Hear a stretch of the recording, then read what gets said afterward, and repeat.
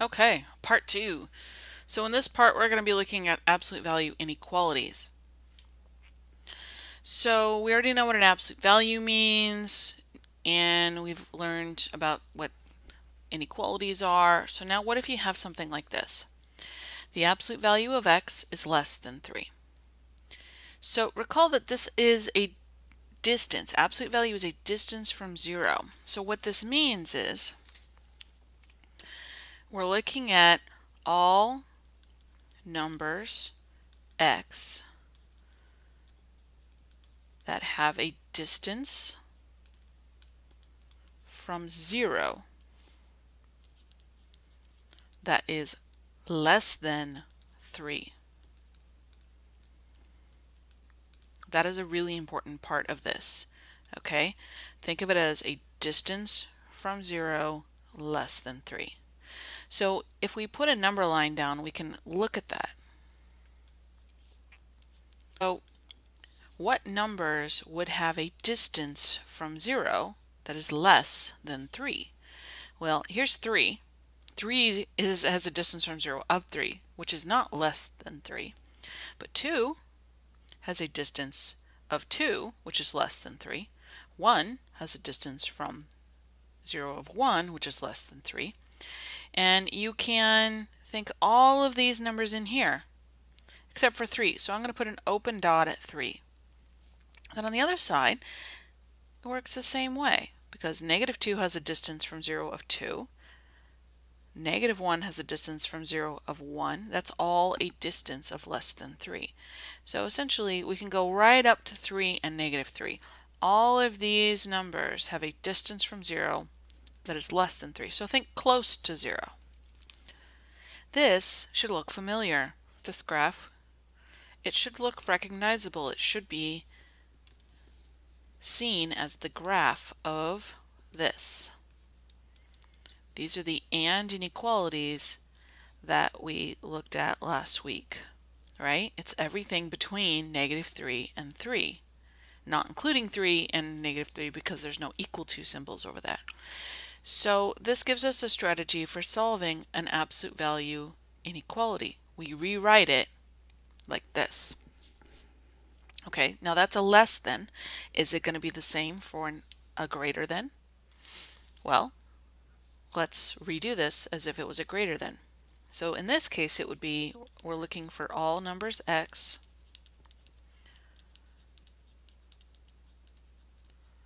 that have a distance from 0 that is not less than this time, but greater than 3. So we're far away from 0. So back to our number line. Here's 0, here's 3, and here's negative 3. So this time we don't want to be close to 0. We want to be far away. So we can be at like 4, 5, 6. We can be in this range. We can be really far away, right? But we can't be at 3 because it says just greater than 3, not greater than or equal to 3. And then on the other side, same thing. We can't be at negative 3, but we can be really far away from 3. We're at least a distance of 3 away from 0. So I think of it like there's a bomb or something, and you have to get it far away. You have to be at least 3 miles away, or whatever it is. Okay. All right. So this is an OR inequality. This one on the right, that is x is greater than 3. This one on the left, that's x is less than negative 3. We have x is greater than 3 on one side, which is exactly like the absolute value was, except without the absolute value sign. All right, this is x, absolute value of x is greater than 3. So this is just x is greater than 3, but no absolute value sign. Then the other side of it is two changes happened. We still have the x, we still have a 3, except now it's a negative 3, and it's now a less than. Okay, So now let's put all of this into this right-handed side of our inside here. Okay, so this is solving absolute value inequalities.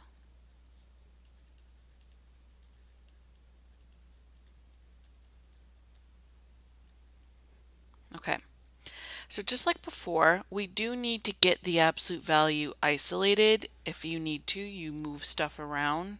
We divide, multiply, add, whatever we need to undo. All right, so we need to get the absolute value alone first, just like before.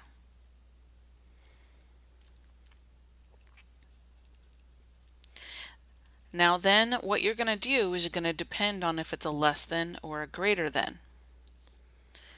Okay, so we have two cases. We have the absolute value of ax plus b is less than c, or it could have an equal to. If it has an equal to, just put an equal to in the next steps, okay? Or it could be the absolute value of ax plus b is greater than or equal to c. Just like before, there's some special cases when c is negative. So we want to ask that question. Is c negative? So if it's a negative in the case where it's a less than, then let's think about that. Okay, remember, you have an absolute value of some stuff. It's less than a negative number. Okay, remember that the absolute value is always positive. So when is a positive number less than a negative? Never.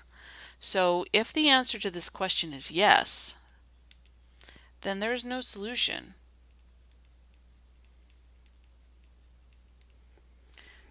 If the answer is no, then we can go ahead and solve it. So remember, this is a less than. If we look back at our less than stuff, number 4, we saw that this becomes an and inequality that looks like this. So that's how we're going to rewrite it. Okay, we're going to stick this ax plus b stuff in the middle. Okay, so we're going to rewrite it as ax plus b in the middle.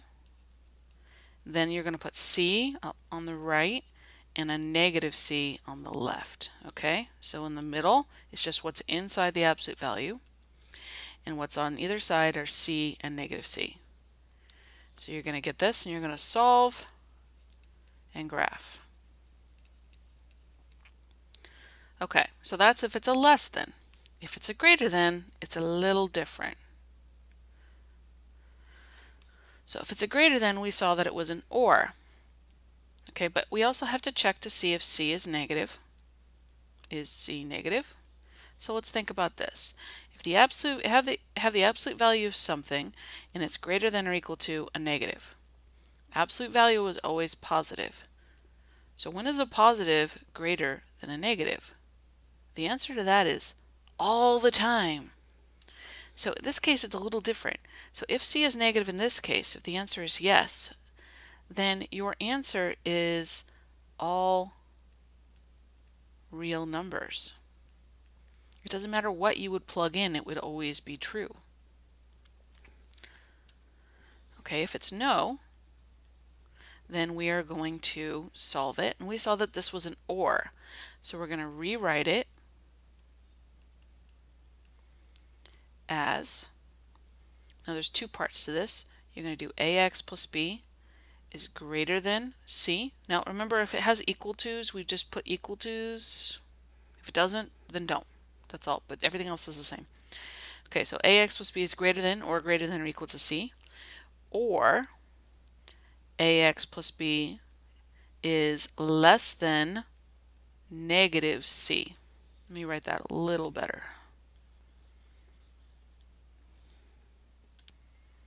Okay, it doesn't want me to rewrite it, so we're just going to leave it. That's a negative c there. Okay. All right, so then you solve and graph this just the same.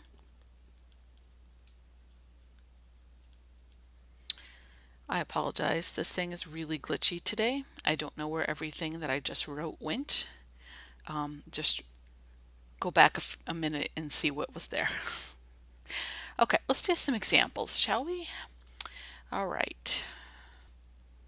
Okay, we're looking in your book on page 84. Yeah, 84. So we're going to do numbers, let's do number 8. Okay, so we have the absolute value of 5m minus n is greater than or equal to 24.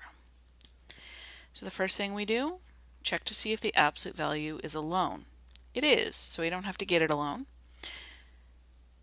So then now you want to look to see if you have a less than or a greater than. One way to remember which one is which and how you rewrite it is if you look at the words less than, greater than, and the words and or. The greater than has an R and the or has an R. And the less than has no R's and has no R's. So that's how I remember which one goes with which. So this is a greater than, so this is going to be an or case. Alright, so how we rewrite it, we're going to rewrite it as two things. We have the inside of the absolute value, and we have C. So C is positive, no worries there.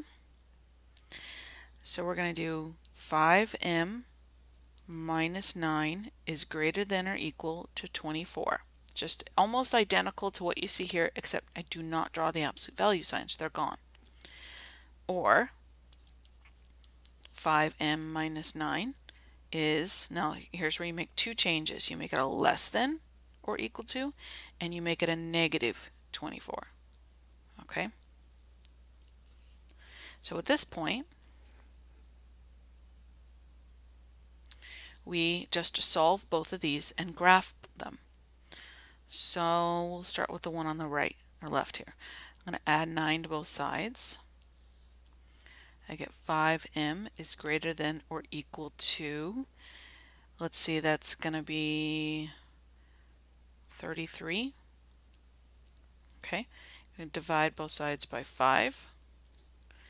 M is greater than or equal to 33/5. Bring down the or because it's part of the answer. And then we solve the other one. Add 9, add 9. 5m is less than or equal to, so 24 bad guys and 9 good guys is going to leave us with negative 15. Oh, what happened to my pen? Sorry. Negative 15. Divide both sides by 5. When we get m is less than or equal to negative 3. So this one, it says you have to graph it as well because these are inequalities. So I'm going to graph this. Okay, so I need to figure out what 33/5 is. Well, 5 goes into 33 6 times and 3/5. Okay, so it's about, yeah, that's 6.6. Okay, so we're going to eyeball that on the graph. And we need negative 3 as well. So let's see, 0, 1, 2, 3, 4, 5, 6, 7. 1, 2, 3, 4. Negative. Okay, so we need negative 3.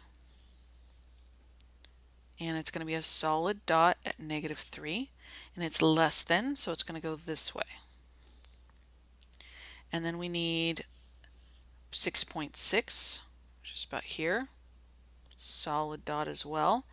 And it's greater than, so it's going to go this way. And we're done.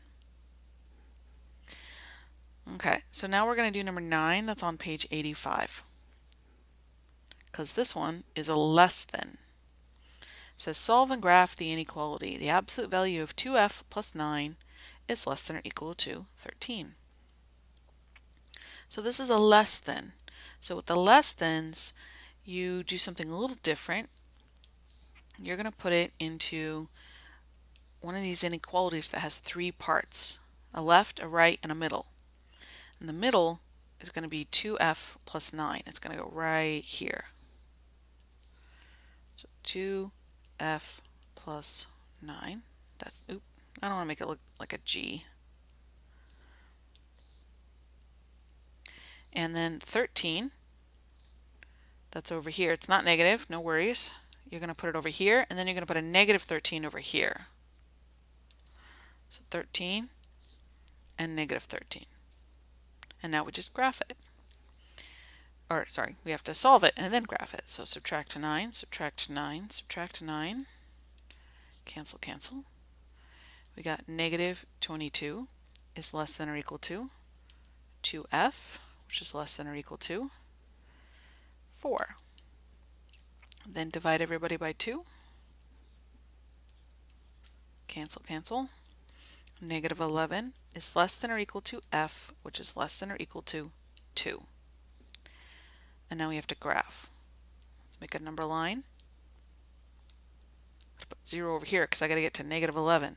So then 1, 2, 1, 2, 3, 4, 5, 6, 7, 8, 9, 10, 11. I'll squeeze it in right there.